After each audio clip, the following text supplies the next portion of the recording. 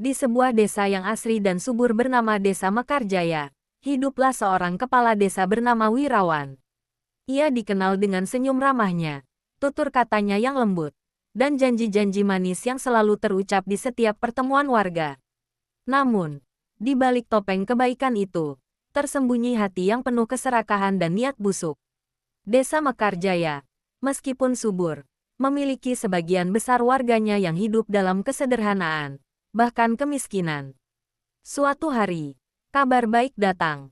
Pemerintah pusat mengucurkan dana bantuan sosial yang sangat besar untuk warga miskin di Desa Mekarjaya. Dana itu, kabarnya, cukup untuk membangun rumah layak huni bagi beberapa keluarga, membeli pupuk bersubsidi, dan menyediakan sembako gratis selama berbulan-bulan.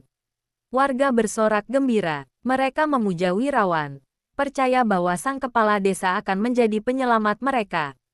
Wirawan pun tampil di hadapan warga dengan pidato berapi-api, menjanjikan kesejahteraan yang akan segera tiba. Saudara-saudariku sekalian, dana ini adalah anugerah Tuhan. Akan saya pastikan setiap sennya sampai ke tangan yang berhak, seru Wirawan. Disambut tepuk tangan riuh. Namun, yang terjadi selanjutnya adalah sebaliknya. Dana yang seharusnya mengalir deras ke kantong warga miskin, tiba-tiba mandek.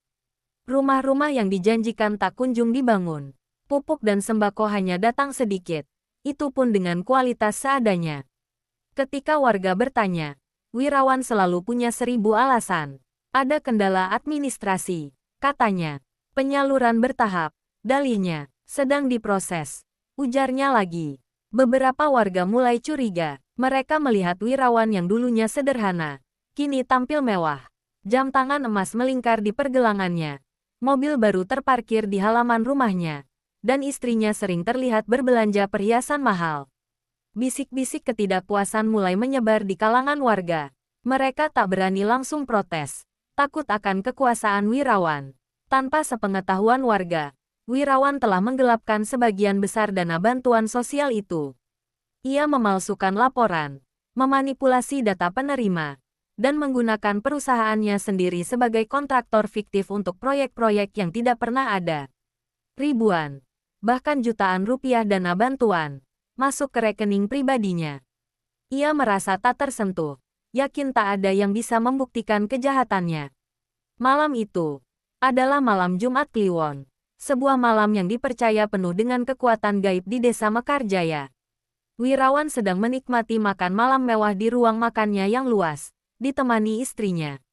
Di televisi, berita tentang pembangunan desa tertinggal sedang ditayangkan. Ironisnya, Wirawan terkekeh, puas dengan hasil kejahatannya. Tiba-tiba, ia merasakan sakit yang teramat sangat di bagian tenggorokannya. Seperti ada sesuatu yang mengganjal, bergerak-gerak di dalamnya. Ia mencoba batuk. Namun rasa sakit itu justru semakin menjadi. Wajahnya memerah, matanya melotot. Istrinya panik melihat perubahan pada suaminya. Ada apa, Mas? Ada apa? Tanya istrinya cemas. Wirawan tidak bisa menjawab. Ia terus memegangi lehernya, berusaha mengeluarkan benda yang mencekiknya. Keringat dingin membasahi dahinya. Tiba-tiba, mulutnya terbuka lebar. Dan dari dalam rongga mulutnya, bukan suara atau batuk, melainkan sesuatu yang licin dan hitam mulai menyembul. 1, 2, 3. Seekor ular kecil keluar dari mulut Wirawan. Istrinya menjerit histeris. Wirawan sendiri terbelalak tak percaya. Namun, itu belum seberapa. Setelah ular pertama, menyusul ular kedua, ketiga, dan seterusnya. Ular-ular itu terus merayap keluar dari mulut Wirawan, seolah tak ada habisnya. Mereka adalah ular-ular kecil berwarna gelap, licin, dan matanya menyala merah dalam kegelapan. Wirawan mencoba menutup mulutnya, tapi setiap kali ia melakukannya, tekanan dari dalam semakin besar, dan lebih banyak. Ular merangkak keluar, ruang makan yang tadinya mewah, kini dipenuhi suara desisan mengerikan. Ular-ular itu menjalar di lantai, merayap naik ke meja, bahkan melingkar di kaki kursi. Rasa sakit dan ketakutan Wirawan mencapai puncaknya. Ia meronta, terguling di lantai, tapi aliran ular dari mulutnya tak bisa dihentikan. Ribuan ular, seolah mewakili setiap rupiah dana yang digelapkannya, terus keluar tanpa henti. Desisan mereka memenuhi ruangan, menciptakan simfoni teror. Mata-mata merah mereka menatap Wirawan, seolah menghakiminya. Ini karma, ini balasan, teriak istrinya, histeris dan berlari keluar rumah mencari pertolongan. Wirawan tergeletak tak berdaya, dikelilingi oleh ribuan ular yang berasal dari dirinya sendiri. Setiap desisan ular itu seolah membisikkan dosa-dosanya, mengingatkannya pada wajah-wajah miskin yang telah ia tipu, pada janji-janji palsu yang ia ucapkan. Pagi harinya, warga desa Mekarjaya gempar. Dari rumah kepala desa Wirawan, terdengar jeritan dan suara desisan ular yang aneh. Ketika beberapa warga yang lebih berani akhirnya memberanikan diri masuk, mereka menemukan pemandangan yang mengerikan. Kepala desa Wirawan tergeletak tak bernyawa di lantai ruang makannya, dengan mulut terbuka lebar dan di sekitarnya terdapat ribuan bangkai ular kecil yang mengering. Tidak ada ular hidup satupun yang tersisa, hanya sisa-sisa kulit dan lendir yang menjijikkan.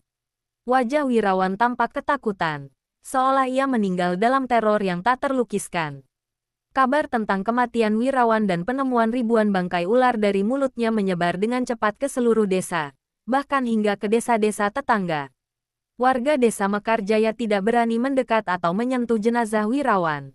Mereka percaya, itu adalah kutukan, balasan atas keserakahannya yang telah mengorbankan kesejahteraan rakyat miskin. Setelah kejadian itu, penyelidikan pun dilakukan, dan kejahatan Wirawan akhirnya terungkap. Laporan-laporan fiktif, transaksi mencurigakan, dan manipulasi dana bantuan terbongkar satu persatu. Meskipun Wirawan telah meninggal, keadilan, dalam bentuk yang tak terduga, telah menemukannya. Desa Mekarjaya perlahan bangkit dari keterpurukan. Dengan kepala desa yang baru dan lebih jujur, dana bantuan yang tersisa dikelola dengan baik, dan warga miskin akhirnya merasakan sedikit keadilan. Kisah Wirawan dan ribuan ular dari mulutnya menjadi legenda, sebuah peringatan abadi bagi siapapun yang berani mengkhianati kepercayaan rakyat demi keserakahan pribadi.